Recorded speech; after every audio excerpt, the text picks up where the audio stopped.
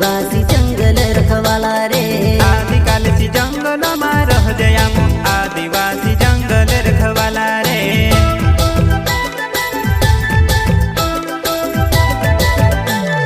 चल जंगल जमीन काज पूजे रे आदिवासी दुनिया ने रखवाला रे।